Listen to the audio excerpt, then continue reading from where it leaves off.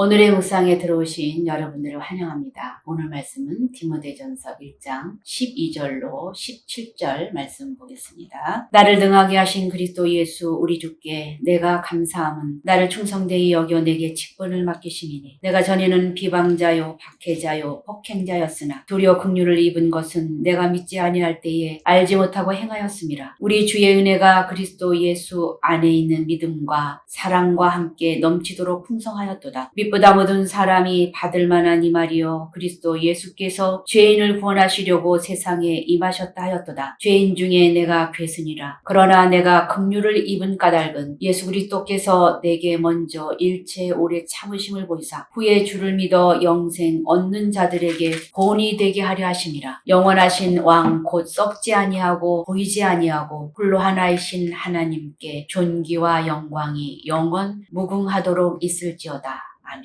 거룩하신 하나님 은혜를 감사합니다. 이 시간에도 말씀을 전하고 들을 때 깨닫는 지혜를 더해 주시옵소서. 예수님 이름으로 감사하며 기도합니다. 아멘. 오늘의 내용은 바울의 능력과 사명의 출처에 대한 내용입니다. 앞에서 이단자들의 주장과 대조되는 하나님의 복음을 언급한 바울은 이곳에서는 그 복음의 내용을 구체적으로 자신의 생애와 관련시켜서 나타내고 있습니다. 그는 이곳에서 자신의 능력과 사명의 출처를 밝히면서 그것이 또한 자신이 전파하는 복음, 그리스도 예수께서 죄인을 구원하시려고 세상에 임하셨다는 한 패러다임이 되는 것들을 보여주고 있습니다. 구원은 그리스도 안에서 믿음을 통하여 율법과는 독립적으로 이루어짐을 보여주고 있는데 이는 실로 본서에 관심이 무슨 교회 질서나 중산층 윤리에 있지 않고 복음과 왜곡에 있음을 보여주고 있습니다. 과연 본서에서 가장 문제가 되는 것은 교회의 직분이 아니라 복음의 순수성의 유지임을 보여주고 있습니다. 12절 보겠습니다. 나를 능하게 하신 그리스도 예수 우리 주께 내가 감사함은 나를 충성되이 여겨 내게 직분을 맡기시니 나를 능하게 하신 이분은 내게 능력 주시는 이로도 볼 수 있는데 이는 그리스도의 행위로도 볼 수 있는데 하나님의 행위로도 라는 말로 나타나 있습니다. 사도행전 9장 22절은 사울은 힘을 더 얻어 예수를 그리스도라 증명하여 다메섹에 사는 유대인들을 불복시키니라 라고 말씀하고 있습니다. 사울이 그의 개종 직후에 전도자가 되게 된 것과 관련하여 나와 있는 내용인데요. 단순 과거로 되어 있어서 다메섹 사건을 가리킨다고 보여지는데 이단자들은 다만 그들의 의지에 의해서 율법의 선생이 되고자 했지만 바울은 하나님의 능력에 의하여 전도자가 된 것임을 말해주고 있습니다. 그리스도 예수 우리 주께 내가 감사한다 말합니다. 바울은 언제나 하나님께 감사한다고 하는데 이곳에서는 그리스도께 감사한다고 하고 있습니다. 이 능하게 하심이 다메섹 사건과 관련이 있음을 나타내고 있습니다. 나를 충성되이 여기셨다. 충성되지 않은데 충성되이 여기신 것이죠. 여기에 하나님의 역설인 은총이 있습니다. 하나님은 바울의 미래 가능성도 보셨던 것이죠. 내게 직분을 맡기셨다. 나를 일꾼 삼으셨다는 것이죠. 바울은 자신을 일꾼이라고 부르고 있습니다. 그리스도가 자신에게 직분을 맡기셨다는 것도 이 맡기심에 다메섹 사건과 관련되어 있음을 보여주는 것이죠. 13절 봅니다. 내가 전에는 비방자요 박해자요 폭행자였으나 도리어 긍휼을 입은 것은 내가 믿지 아니할 때에 알지 못하고 행하였음이라.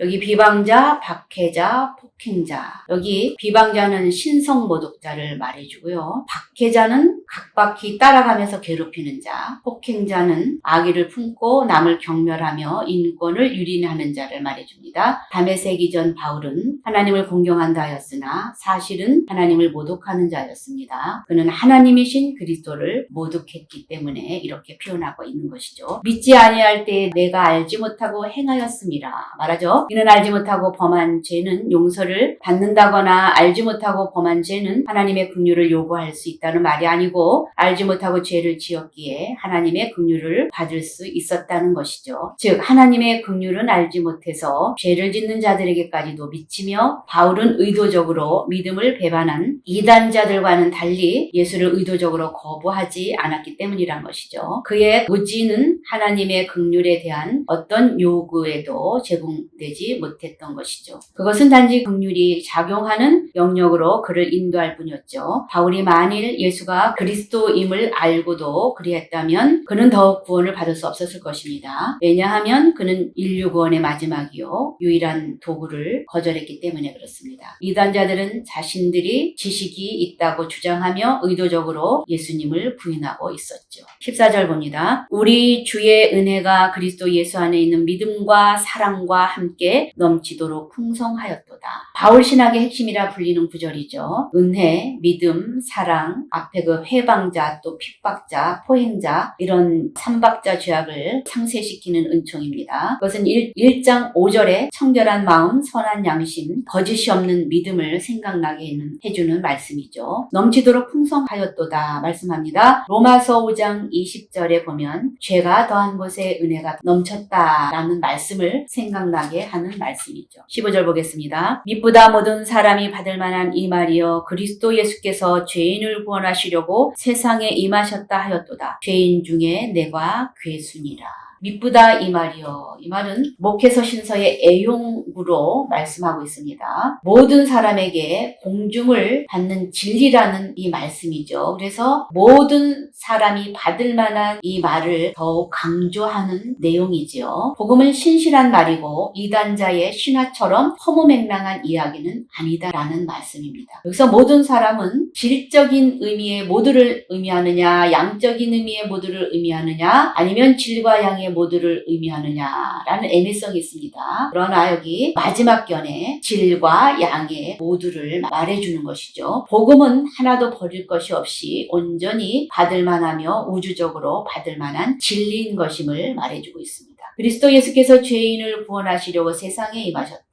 여기 복음 전체를 한마디로 표시한 것인데요. 누가복음 19장 10절과 마가복음 2장 17절, 고린도전서 15장 3절에 근거한 초대교회 그 전승이라고 보여집니다. 바울은 이 전승을 인용해 놓음으로써 앞에서 한 그의 대조, 즉 이단자들의 주장과 자신의 복음과의 대조를 더 보강하려고 하고 있습니다. 에베소 교인들은 율법을 추구할 것이 아니라 그 죄인 중 괴수인 바울을 구원하러 오신 그리스도를 추구해야 한다는 것이죠. 그러면서 내가 죄인 중에 괴수다라고 말하죠. 여기서 내가 괴수였다라고 하지 않고 내가 괴순이라라고 한 데는 의미가 있습니다. 그가 죄사함을 받고 사도가 되긴 했지만 그의 의식은 현재도 나는 죄인이다라는 것이죠. 그리고 나는 은혜로 구원을 받았다는 것입니다. 그는 내가 뭐뭐뭐이다, 내가 뭐뭐뭐이다, I am이라고 하고 내가 뭐뭐뭐였다. I was라고 하지 않습니다. 이 편지를 쓰고 있는 순간도 포함한 것이죠. 죄인의 괴수란 것과 구원받은 자의 본이라는 두 가지가 바울에게 있어서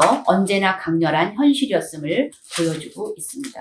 16절 보겠습니다. 그러나 내가 긍휼을 입은 까닭은 예수 그리스도께서 내게 먼저 일체 오래 참으심을 보이사 후에 주를 믿어 영생 얻는 자들에게 본이 되게 하려 하심이라. 여기 내가 먼저라는 것은 내가 제일 또는 먼저라는 말로써 바울은 이 말로써 죄인 중에서도 첫째이고 긍휼을 입어서도 구원받은 자 중에서도 첫째라고 말씀해주고 있습니다. 1절 오래 참으셨다. 정확히는 완전한 오래 참으시는 하나님을 말씀해주고 있는 것이죠. 본이 되게 하려 하심이라. 바울에게 제일 온전한 오래 참으심을 보이셨기 때문에 바울에게 베푼 자비는 긍휼을 입어 구원받은 모든 이의 좋은 본보기가 될 수 있었던 것이죠. 17절 봅니다. 영원하신 왕 곧 썩지 아니하고 보이지 아니하고 홀로 하나이신 하나님께 존귀와 영광이 영원 무궁하도록 있을지어다. 아멘. 여기 영원하신 왕, 모든 세대를 지배하시는 왕이란 뜻이죠. 썩지 아니하고 보이지 아니하는 홀로 하나이신 왕이다 말하죠. 첫 것은 하나님의 불변성, 두 번째는 하나님의 불가견성, 또 세 번째는 하나님의 유일성을 말해주고 있습니다. 존귀와 영광이 세세토록 있을지어다. 아멘. 하나님의 구원의 은혜를 생각할 때 가슴이 미어지는 감격을 최고의 성령으로 표현하고 있음을 보여줍니다. 오늘의 말씀은 그래서 바울의 능력과 사명의 출처가 하나님의 은혜였다는 것을 보여주는 내용으로 살펴보았습니다. 기도하겠습니다. 거룩하신 하나님 은혜를 감사합니다. 죄인 중 괴수인 바울을 불러서 써주심에 감사하며 주께 영광과 존귀를 돌리는 바울을 생각합니다. 오늘 우리의 삶도 그러함을 깨닫습니다. 나를 위해 죽으신 주님, 감사와 영광을 돌리는 저희들 삶이 될 수 있도록 인도해 주시옵소서. 예수님 이름으로 감사하며 기도합니다. 아멘.